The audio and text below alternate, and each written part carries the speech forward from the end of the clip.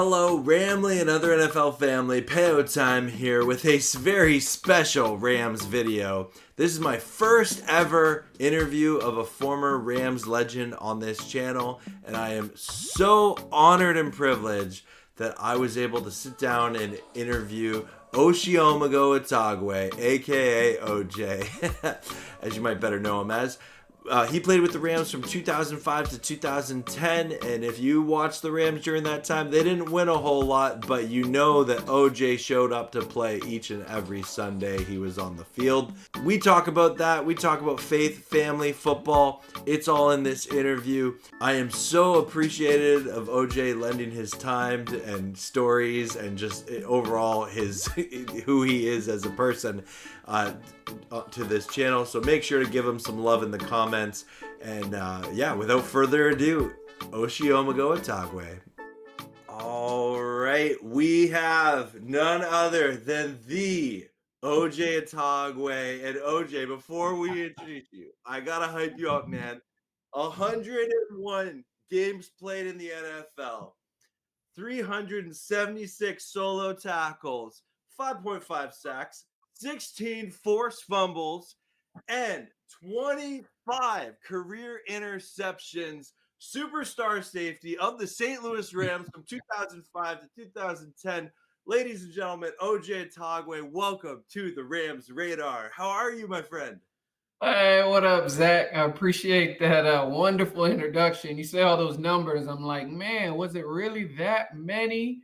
So it's good to kind of get it all condensed and consolidated and laid out like that. But no, I appreciate you having me on the show. Yeah, I'm excited. Yeah, no, OJ, I was telling you a little bit, in our conversations, and shout out Kyle for setting this up. Is you were a player that was so easy to root for on and off the field, and we'll dive into that. But I guess in general, for the people watching, and a lot of people that watch my channel, they're gonna know who you are. They're gonna be so excited. I did not tell anyone about this interview, so this is gonna be a surprise to a lot of them. But what Yeah. has your post NFL career looked like?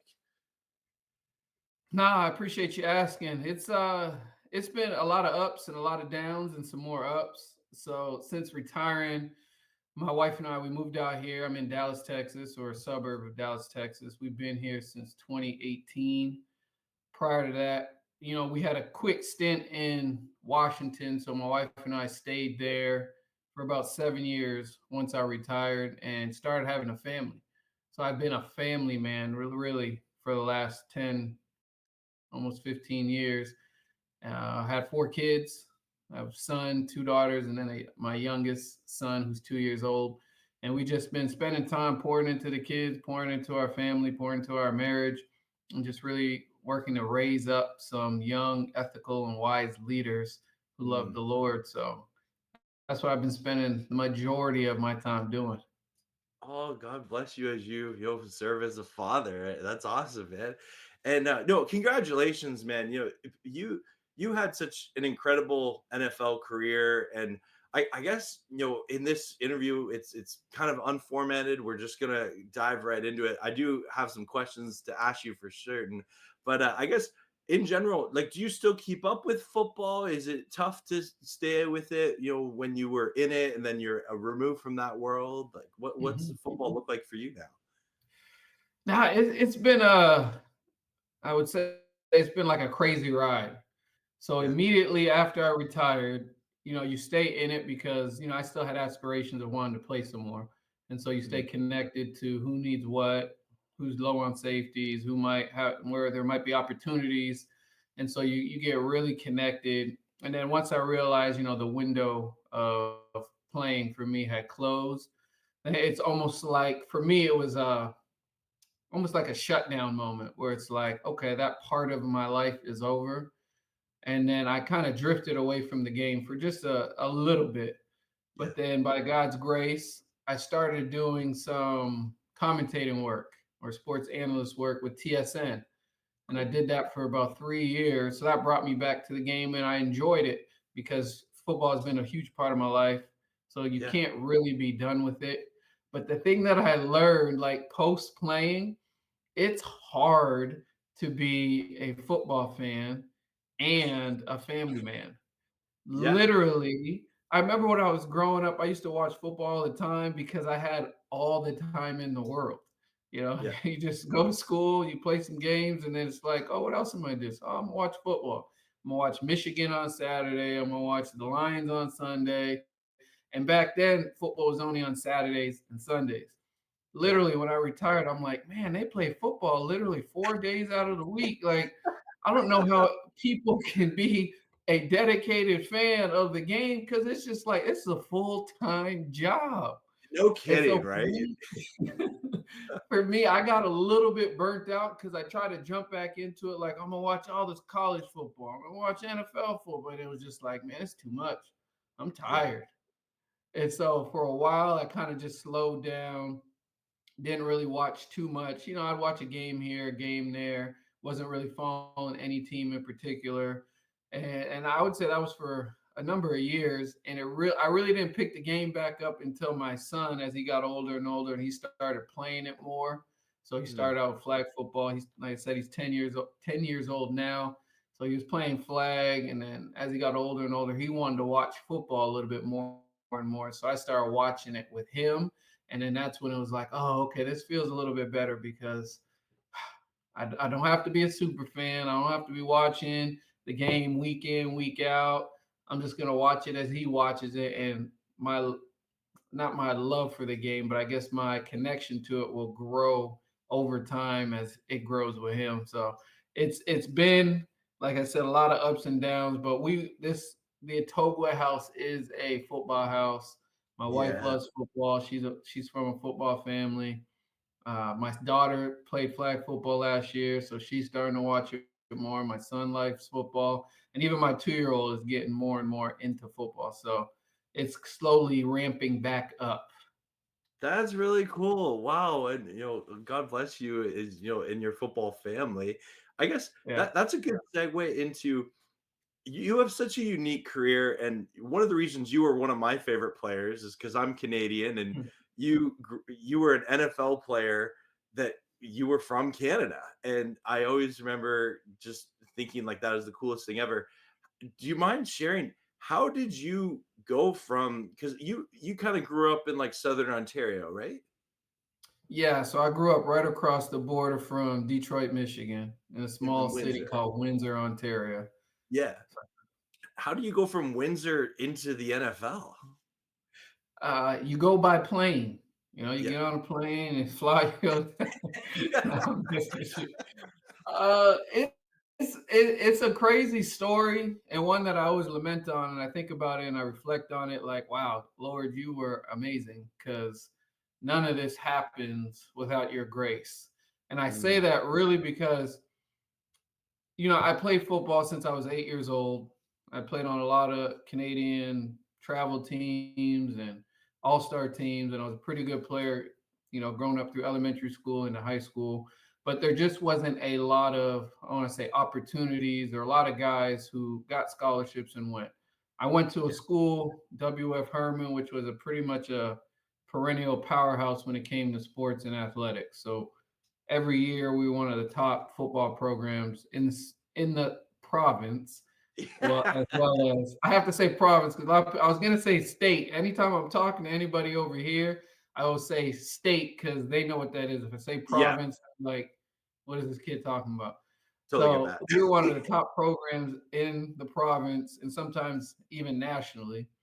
But even with that, a lot of the guys wouldn't get many opportunities to play in American universities. We had a few guys from my my high school who went before me, but it was to smaller schools, Division 2. Some of them went Division 1. But for me, I always wanted to play in the NFL. Since I was 8 years old, I said I wanted to play. My favorite player growing up first was Walter Payton, next was Barry Sanders. And I had this dream, and it was just like, yeah, that's just what I'm going to do. And that's all I knew. But when you're 8 years old, you don't really know how to chart your course and walk your path like you think you do. And even when you get older, you realize a lot of that was laid out for you. And I know from my experience, I wouldn't have gotten to. the league, let alone, or gotten to Stanford, let alone the league, without the grace of God. And I say Mm. that for two reasons. The thing that got me my biggest exposures, we had a kind of like a sports combine in Windsor, Ontario. There's a guy by the name of Ron Dias who used to go around the country and hold these football combines. And there were football combines, but you had a lot of guys who were just athletes come and you do your broad jump, 40, vertical jump, shuttles. So he would just host them around the country.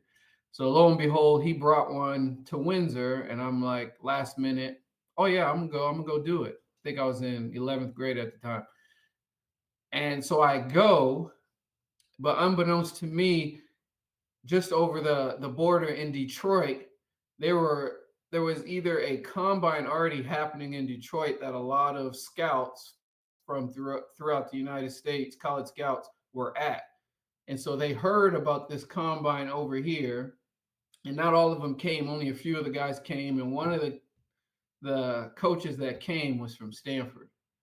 And so he just by happenstance comes over, comes to this little small city and to this small combine, sees me run, sees me jump, sees me moves, and boom, instantly writes my name down and starts recruiting me from there. And I say that like that had nothing to do with me. I just by chance went because I wasn't supposed to go. It was during the spring. I had a track meet that next day. I was also playing travel basketball, so I was supposed to be at a basketball practice. I wasn't supposed to be there, but I said, you know what? It's here. They're not here very often. I'm gonna go. So that was the first thing. So by God's grace, I ended up getting a scholarship to Stanford, and then go to Stanford. My first 2 years, don't play a single snap on defense. Not a single snap. I don't know why. The I tend to believe that the DB coach didn't like me, but it probably had to do with me not really understanding the game and playing it well enough to get on the Mm. field. That was during an era of football at Stanford where we had phenomenal safeties. Yeah. Three of the guys who were ahead of me all went and played in the NFL. Core Wire, Tank Williams, and Colin Branch. All three Right. of them got drafted. All three of them played, had really good careers. Coy is over there on CNN now. Tank's Yeah. back at Stanford coaching, and so we had phenomenal safeties on the squad. So me getting played time just wasn't happening. But during my sophomore year, I got really discouraged because this was one of the first times in my life that I wasn't playing, and it wasn't something I was accustomed to. And so I was contemplating quitting football through that spring. I was really like, man, I don't know how this is going. I was going to be one of those guys who was on the team, but was just like, yeah, I'm just here because they gave me a scholarship and I'm going to get me an education and go do something else with my life. And as Grace would have it, our coaching staff gets changed out. We go into spring ball with a whole new coaching staff. The DB coach at the time, Mark Banker, phenomenal coach, for some reason took a liking to me and really started to invest in me and teach me what it was to be a safety. Stanford brought me out there to be a corner. My body changed in a year and a half, and I ended up going from being a corner body to being a safety like this. And so Mark Banker made me a safety. I started meeting with him, talking with him. He started teaching me about the position. That spring, it clicked like what it was to play American football and not Canadian football, what it was like to be a safety and all their job responsibilities and the duties that you had and how integral you were to a defense. It just clicked that spring. And then I went from 2 years not doing a single snap on defense to I played up the last 3 years as a starter, team captain, second team all Pac-10, and then from there, like I said, God's grace, ended up getting drafted in the third round to the Rams. So it was really I had a lot of help, outside forces, God's providence, kind of just moving and putting things in place where I without it I wouldn't have been anywhere. I would have been a doctor somewhere delivering babies.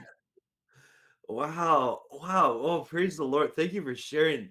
That's incredible. So that gets you to Stanford, and then like I know it's probably way different now to back then, but like how did eventually did you come to the Rams? Like when you knew the NFL was a possibility, did you have like a couple of teams kind of reach out to you thinking that that could be a destination for you? Yeah, so the whole getting drafted process, it's very, for certain guys who get graded throughout their college career, and by the time they're junior or senior, you'll get slotted by different grading agencies. Yeah. They had Mel Kiper, they had Chip Smith, they had another one, and then And they'll they're start always grading correct, you. right? What'd you say? And they're always correct, right? All right, and they're always correct. And so they'll grade like throughout the year. This is back, pre the internet was in place, but this is pre social media, pre Right. any of that. So you literally, there was a book. They'd come out with books like magazines, and you would open it up and it'd be like, oh, the top 5 college safeties or top 10 at this position. And so going into my senior year, I was graded amongst the top 5, 10 safeties at the position.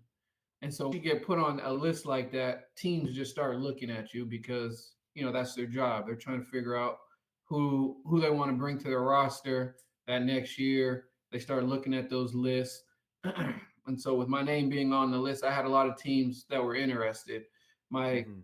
fifth year, my last year, I had a pretty decent year, played well, came out healthy. And so from there, I got invited to a couple bowl games. One was the East West Shrine game, and the other one was the Senior Bowl. Because I was a senior, I did not go to the East West Shrine Bowl. I decided just to do the Senior Bowl because, me not knowing A to Z, I never heard of any of these bowls prior to going to Stanford and being a draft prospect. I was told that the Senior Bowl was the best bowl to go to. That's the one you need to go to. All the teams will be there. You'll be able to shine, this, that, and the third. So I went to the Senior Bowl, had a blast. At the Senior Bowl, you're given opportunities to meet with some of the teams, or some of the teams can come and meet with you. So I met with a lot of teams in person, was able to just let them know who I was, how I was, see me work in practice, see me work in the weight room. They just got to get a feel for who I was. And then from that, plus the game film, and then plus lastly going to the NFL Combine, which for me it wasn't the greatest experience. Mhm. And it's because I only got to do 2 events.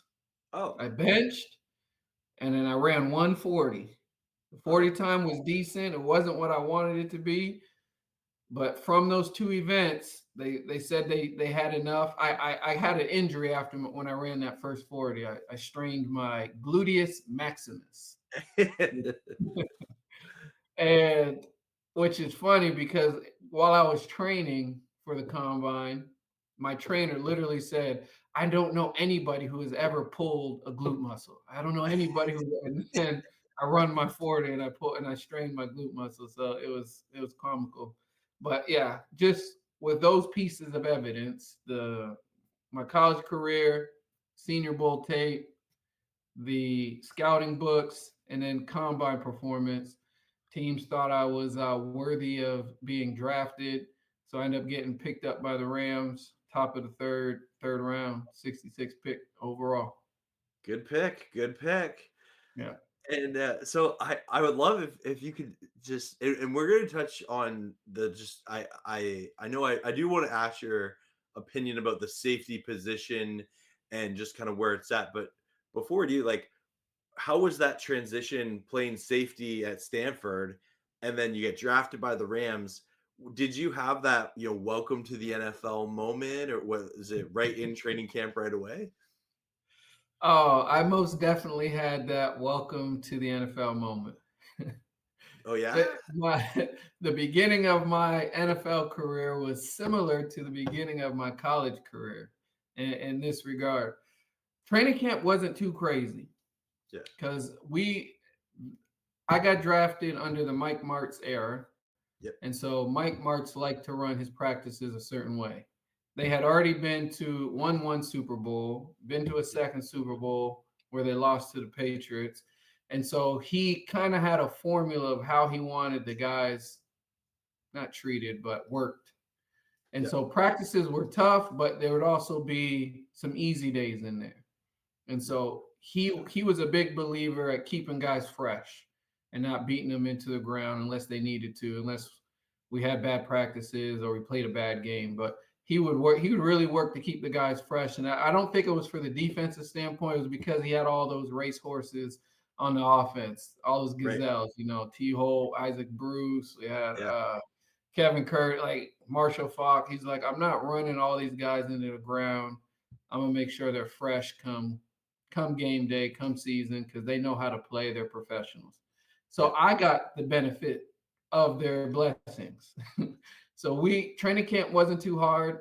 I think I played pretty well during the preseason. I ended up with a pick the last game of the season, preseason, and going into the regular season. I'm fired up, ready to go. Right now, I'm back on the depth chart, probably third safety or fourth safety on the depth chart. No hopes of playing. And I wasn't worried about that. I'm like, okay, this is my first year. I need to learn anyways. So I'll figure it out as I go. So they have me on kickoff return, opening game. We're playing San Francisco 49ers. First play of the game. I'm lined up, getting ready to. I'm geeked. Like, oh, I'm gonna block this dude like he's never been blocked before. I'm gonna lay him out. Kicker starts his run up. He comes, he goes to kick it. Man, I turn, start sprinting backwards. Onside kick right where I was. No way. Right where I was. San Francisco recovered the football. We end up Wow. losing that game. Oh, That stupid was just Niners. one of the rest of the game. I played decent on all special teams, didn't make no bad plays, but that was my first play of my rookie season in the NFL. They recovered an onside kick right where I was supposed to be. We lose the How? game. I get called into Mike Martz's office come Monday morning, No and way. his exact words to me are, "You cannot be the reason why we lose a football game." And that to me, Oh. that was my welcome to the NFL moment. Oh wow. Okay, that is a crazy Monday morning meeting. Well, thanks for Yeah, sharing. Whoa, man. Well, yeah. it's good that you can laugh about it now, right? In Oh retrospect. yeah, I can laugh about it now, Yeah. but I was terrified because then after that I go the next 4 weeks inactive. So I go from starting on all the special teams, boom, I make that mistake, costly, boom, I'm inactive next 4 weeks. Yeah. I don't wish bad on anybody, but that was the season Mike Martz had some medical troubles and he had to step down from the team like 4 5 weeks into the season. We have our interim head coach, Joe Vitt, who love him to death, fantastic coach. Always enjoyed Coach Vitt. Yeah. He comes in, and the first thing he says, we got to get our draft picks back on the field because there was about four of us that were all inactive. None of us were playing. Yeah. And because I was kind of like Mike Martz's style, like he wants to, like, what's the word? Haze you, not haze you, but you're gonna pay your dues. Yeah. He's gonna make sure he gets you ready to play in Yeah. the way he Oh. thinks. And so after week 5, all of us became active. Every last one. There was about 4 of us that were all drafted. Our second round pick, me the third round pick, 2 of the fourth round. We had a fourth round pick, 2 fifth-round picks. All of us become active. We all start playing on special teams. Some of the guys get in on defense. Near the end of the season, I get in on defense. I play some more. I play some more. I start learning a little bit more of the NFL game and what they're asking the safeties to do there. And it was really a great time for me while I was sitting on the bench, those 4 weeks being inactive to kind of slow things down. I was able to learn, was able to talk to some of the safeties, talk to some of the linebackers, and really pick their brain on like okay, how can I be better and not be on the bench anymore? And so when I did get the opportunity to get back on the field, by God's grace, like I said, I made the best of those opportunities, and I finished my freshman year, not freshman, my rookie season on a high note. I think I had a pick to the house, last game of the season, a sack. Like it was probably the best game I had to date, and so that was a nice little on ramp to my sophomore season. Well, and you from then you were one of the best safeties in all of football shortly after that, right? As I look at your stats, you played in 12 games that rookie year, and then 16, in your follow-up season, you had 3 interceptions, and then you had a season 2007. I don't know what you had 8 interceptions in 1 year. Man, like how did you like get to that place of like, oh yeah, like you're a rookie trying to make the team get active for a game, and then now you're one of the best safeties in all football. Hmm. Now, it takes a lot. Like one, it's opportunity, and Yeah, that's why I give all praise to God, because even coming out of that rookie year when I had a really good last game of the season, the NFL really is looking for the next guy up, next best guy. Like yeah, they're not waiting around for you to develop unless they really invest in you early on, your first round pick, second round pick, or you're a highly touted free agent. They're just waiting for the guy who's ready to play now. right. And especially, I was a third round pick, so most times you think your third round picks are guys on your team you want to build with. You're Yeah, hoping you get a third round pick who ends up becoming a Pro Bowler or becomes a really high contributor, because then you get them for a steal. You found a little diamond in the rough. So I know going into my second year, like I have to make some strides. Like I have to turn the corner and at least get to a position or a place where they see me as a valuable asset on the team. right. That's that's my mindset going into the offseason. Like, okay, I know what I did. That was a decent start, but we got to make leaps and bounds into our second year, because you have a bad second year, your third year, you could find yourself out of the league. Right. Uh, by God's grace, again, and I keep saying it's Yeah. the theme of my career, of my life. Preach it. We Our coaching staff gets fired because they don't bring Mike Martz back, so they bring a Right. whole new coaching staff. Scott Linehan becomes the head coach of the St. Louis Rams.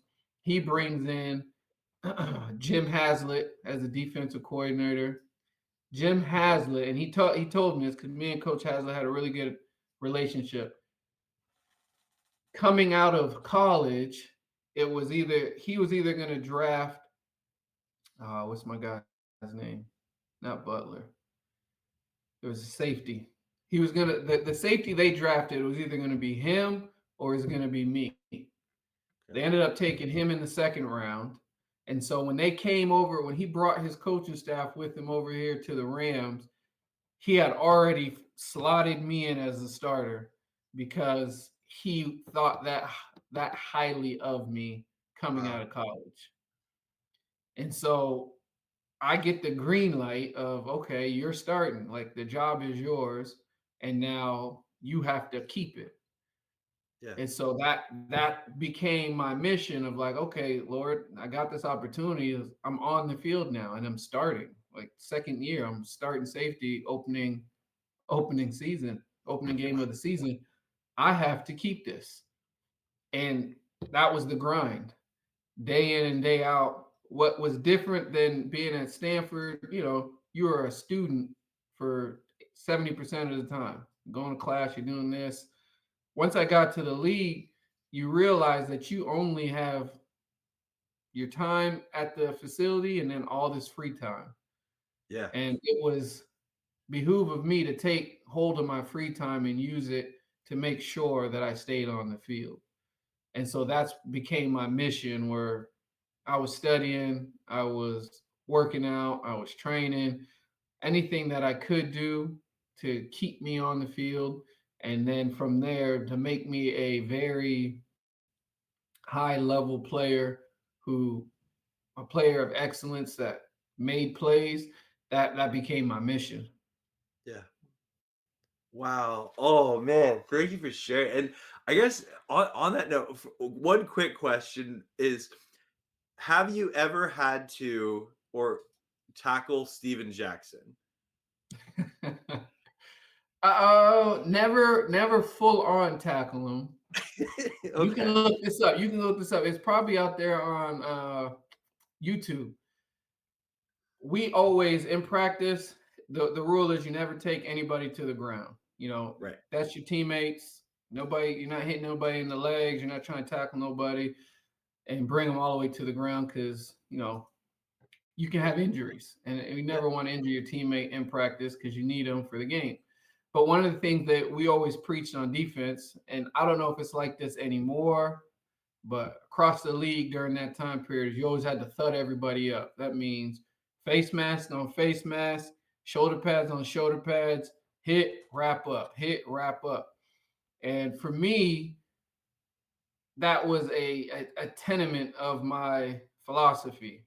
Like I'm Mhm. always going to work on thudding you up because this is how I learn how to tackle. This is how I get reps at angles, insertions, wrapping up. Like I need to get my fits in practice day in, day out. And we'd be going up against the offense. Jack would be coming through, boom, butt him up. And he Oh, hated it because we were we were a defense that sometimes he'd get thudded up on a play with four different guys. The right. D line would hit him, then the linebacker hit him, then I would hit him, then the corner would come hit him. So there was one time in training camp where he had just had enough. He comes through, I come down the hill, bang, thud him up. And then me and Jack were really good friends. We're Yeah. still really good friends. We just get to Cool. fighting because it was one of those camp moments where he was done and over with it.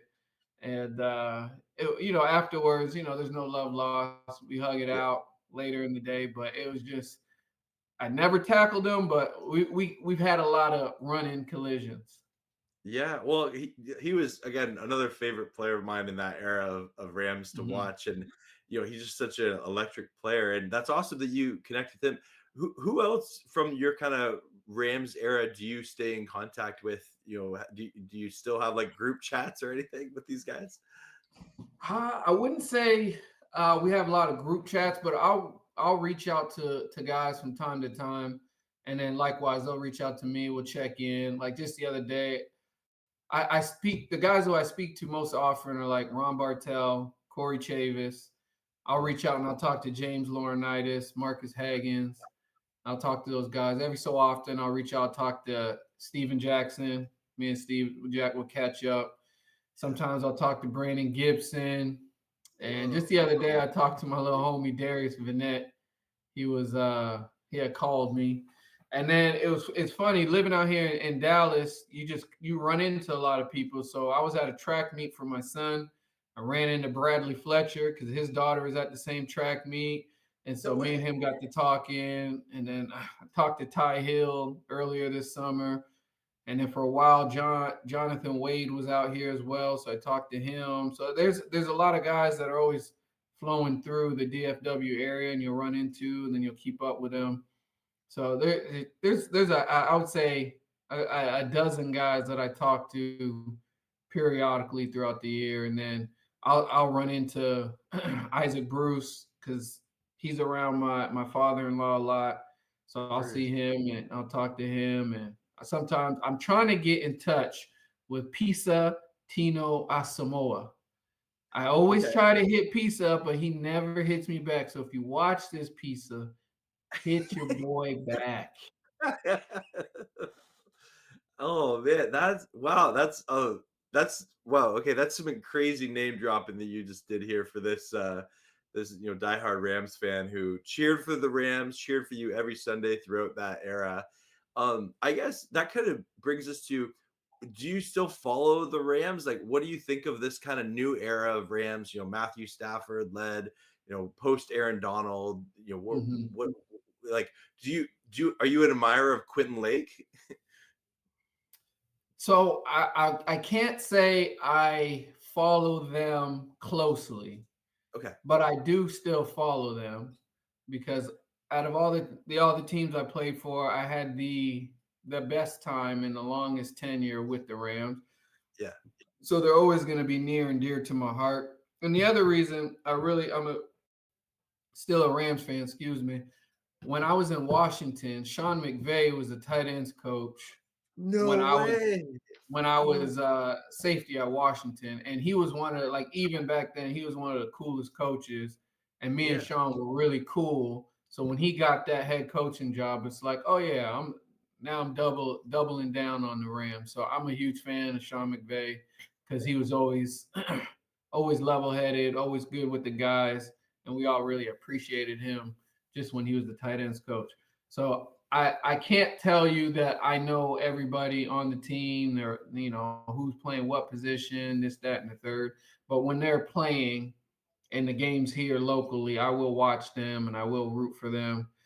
I paid more attention during the Fisher era because it still Yeah. had a lot of my friends on the team.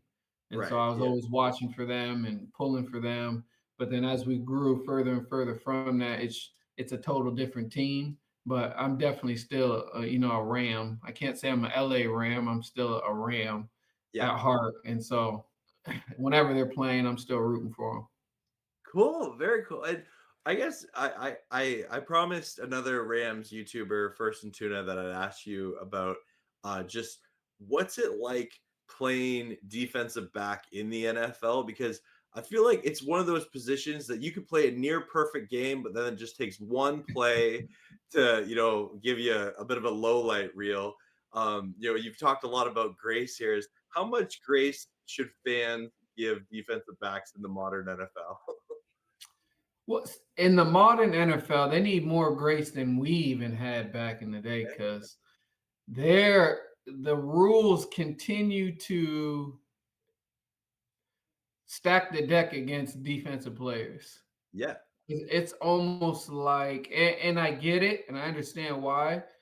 Points equals dollars, Yeah. and so as a business, the more points a team scores, the more points collectively that compile in a game, it does better for ratings, does better for the business, does better for the brand. Yeah. And so sometimes the rules are slanted in that way. Like I'm watching games where they're letting receivers push off on DBs all day long, little elbow, little arm stand, little just, and people are like, oh, that's not a push off. He just barely touched him. Well, if you understood momentum and you understood like an object in motion and you give it a little bit more push, it doesn't take much to get him off course. So when the receiver extends his arm even a little bit and moves an already moving defensive player, that's going to create just enough separation for him to make that catch. On the Right. flip side, if the DB touches the receiver or breathes on him too heavy, those refs their draw is so quick. Like it's so quick. It's like they already knew they were going to throw it even before the play happened. And so I'm feeling for my defensive backs out there. They're having to play a total different game than we played. Yeah. And one, yes, the games are more exciting, but two, it's like it hurts because you understand how challenging the position was already. That Yeah. you're playing literally against most teams' best athletes at wide receiver. Right. You're playing against them week in, week out, and that's already a daunting task. And then for them to slant it with the rules and can't touch them past five, you can't lean on them, you can't hold a little bit of the jersey. He can push off, he can bump off. You got to look back for the ball. It's just like they put in so many rules where it's like, man, you're barely letting me do anything to make a play on this ball. Okay, I got it. And so I feel for my DBs, but it's just what it is. Yeah, I appreciate your expertise and perspective in that, and yeah, that's a greater insight than I could ever even imagine. into playing, defensive back in the modern NFL. Just the deck really is stacked against these guys. Yeah, big time. And I think you're getting a lot. I think the you're getting a lot more players who back in my era there was the term shutdown corner, Yeah, and it's harder and harder to dub a guy a shutdown corner because it's just so hard to come out of a game completely clean. You might yeah, have four pass breakups, but then all of a sudden you might have two PIs that put them in great field position. You might got one touchdown caught on you. It's like it's yeah, just really hard to have a clean game where you can just, oh yeah, Revis Island over there, or Namdi Asamoah Island over here, where you just we can't throw to that side of the field because he's yeah, over there. Like quarterbacks aren't lining up saying that anymore. And it's not because these athletes aren't amazing and these cover guys aren't fantastic. It's just the rules made it almost virtually impossible for that to happen nowadays. yeah, yeah. No, and so something I appreciate, like thinking back to watching you play, and I remember when I was in high school, and I would be a defender of like the Rams are better than you think. We got OJ, we got Atogwe, we got Steven Jackson. We're just and as a fan does, I defended my team with honor in my high school cafeteria. And I would say one of the best things about your game from a fan perspective watching was you just always seem to have great vision of the field, and also just you seem to be, and maybe this is something that you learned along the way, just your anticipation of the play, right? Is that Mm. something that for people that play safety or play defensive back can be kind of a learned skill, or was that just always kind of natural to you? I think anything can be a learned skill. Okay. Now, how ex how was it? How excellent or how much of that you can master? Maybe some of that takes a little bit more innate talent, but Mm, anyone can learn how to have better anticipation of a play. Like for me, I was naturally a ball type guy yeah. where instinctively, I could find the ball and get to the ball, find the ball, get to the ball. It's just something because I've been playing football so long, you just have a knack for being around the ball. But one thing that I wasn't good at all, even coming out of college, was spending a lot of time studying the game. Mm, So I knew my position inside and out. But the thing that the NFL taught me and the vets in my locker room taught me is just the added skill, the added tool in your tool belt from watching film and getting a better understanding of how the offenses were working to attack you. The more mm, you learned about what they're trying to do, the better it made you do what you were asked to do. And so when you take those two components, having an innate skill to be around the ball, but then now making it more educated, giving it more understanding, more insight, because, oh, okay, they're in this type formation doing this. Oh, they like to run these types of concepts. Now you're creating an opportunity where you can actually go make a play. Given if they run this, I'm gonna make this play because yeah. I'm expecting, I'm anticipating it to happen. When they run this, I'm out. I'm shot out of a cannon, and I'm gonna go make this play. Very cool. Very cool. Well, and I can't stress how much I'm enjoying this and appreciating just you kind of going down memory lane and also giving perspective to playing safety in the NFL. A follow up question about Sean McVay. I did not realize he was the tight ends coach when you were at Washington. When Mhm. you think back to meeting him for the first time, is it any surprise to you that he is a successful NFL head coach in the way that he's been? No, not at all. 'Cause a couple things to me, there's three qualities that make a really good head coach. One, they're a good man, Mhm, meaning they have character about them, good morals, and they're somebody that you would respect even if they weren't a coach. mhm, Two, they're good people person. And Sean McVay was a people person. Like the guys, even when him being a coach, all the players respected him. He got along with all the players, and we treated him like, oh yeah, he cool coach. Like it wasn't like, coach is coming, let's go to the right. It was like, no, that's Sean. He sit down and he'd eat at our tables with us, Cool. and it was like he's he's one of us. He's among us. And then three, their intelligence, like what they actually know about the game, how Right. much depth and insight they have to you, helping you do your job or helping the team be successful. And all three of those things, he knocked it out of the park. And so for me, it wasn't a surprise that he became a head coach. It wasn't surprised that he became a fantastic head coach.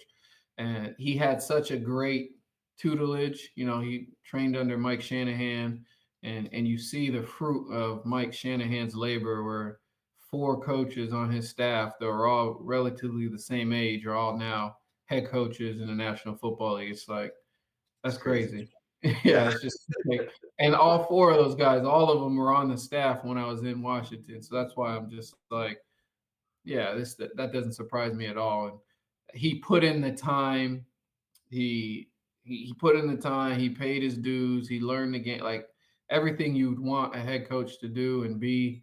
Like Sean was that and is that, and so yeah, I'm extremely excited about his success and his continued success as he grows in his career. Absolutely. Well, okay. You have been just a plethora of information in this interview that I know anyone who's watching this is going to appreciate at Atogwe. It's just, oh, this is so cool. I want to talk about because one of the reasons you were one of my favorite players growing up is I love the way you conducted yourself in interviews, the way you handled yourself on the field, but off the field as well. It like the fact you were Canadian was a cool connection for me as growing up as a Canadian kid who just loved football.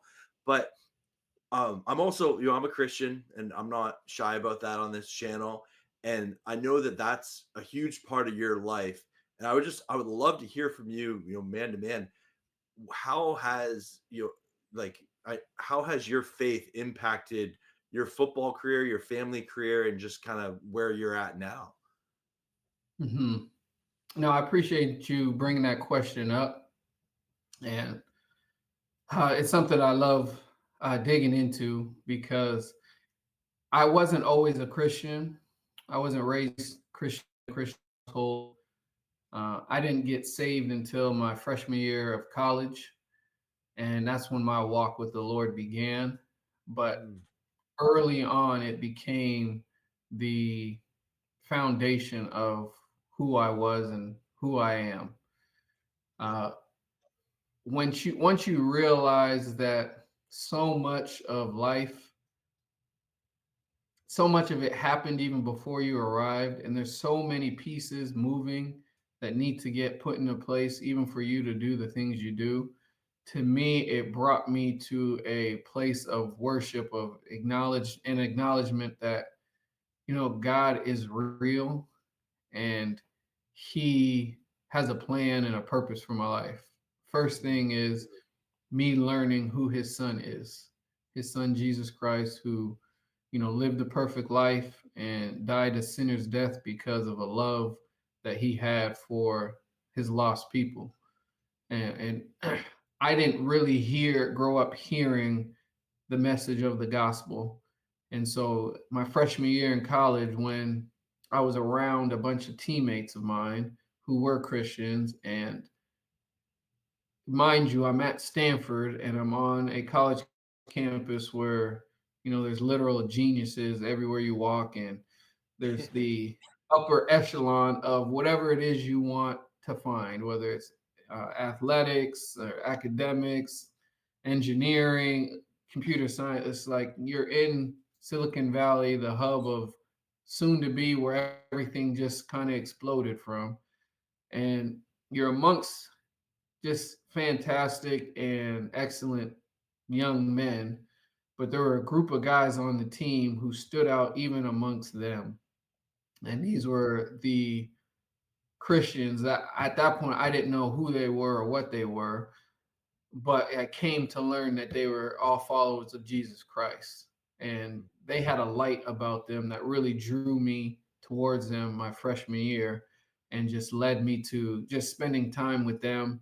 And then they started teaching me about the word and teaching me about who Jesus was and what he did for us, and invited me to a lot of the campus ministries. And it was spring quarter of my freshman year that I was led to the Lord, and I gave my life to him for Man. all of eternity.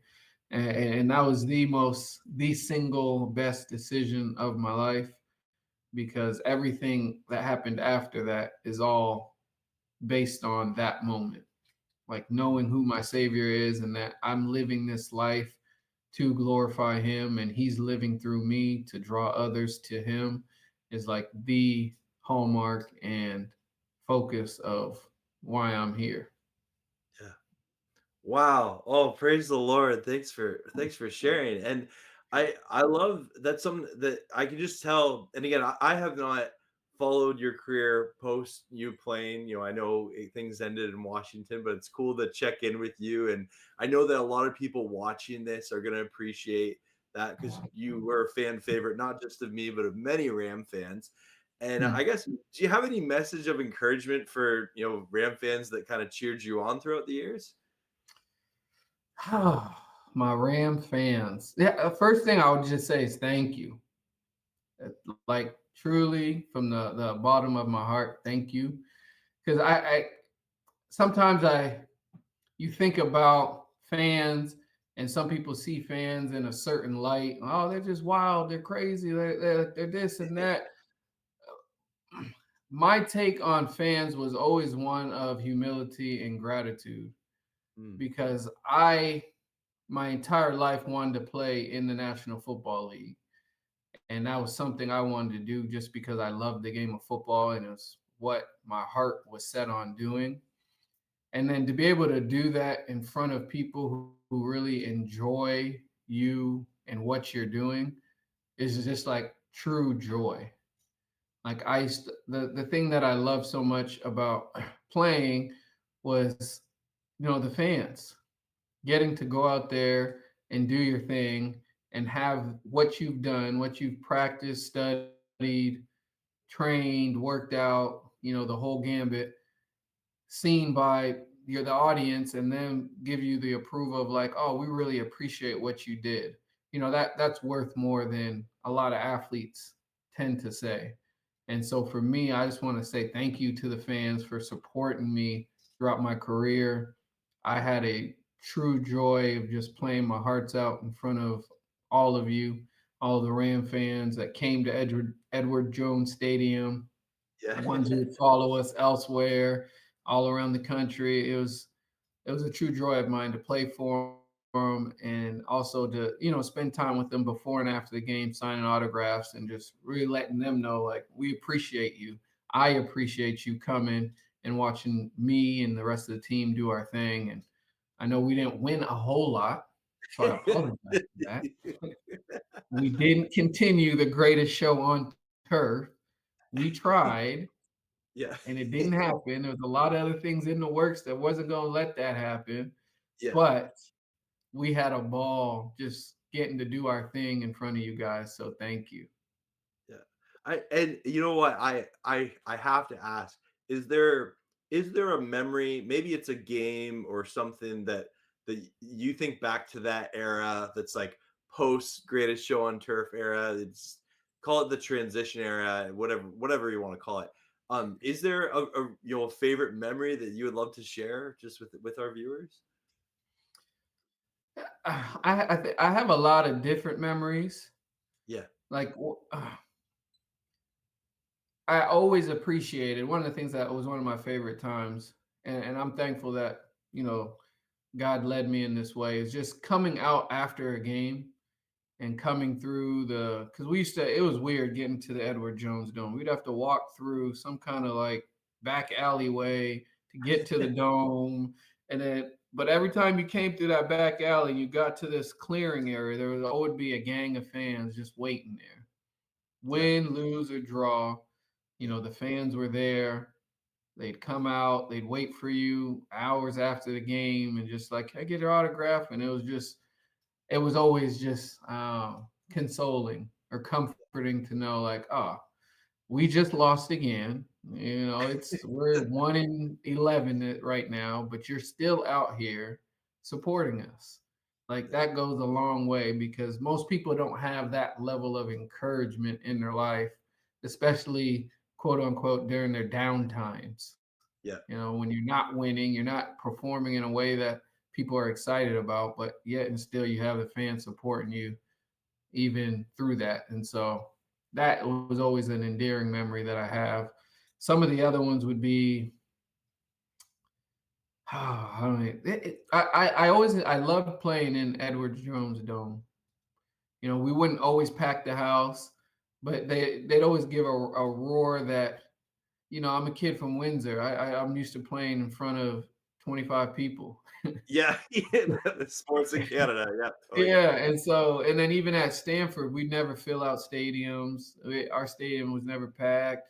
So like getting to play in front of large crowds like that, I mean, it never gets old and Yeah. it never gets too common. It's always still for me like a great blessing. So just their turnout and then fans showing up whenever we travel, whether it be to San Fran, to Seattle, playing in Oakland, like, you know, the fans traveled, they came around, they saw us, and so those are some of the memories I have.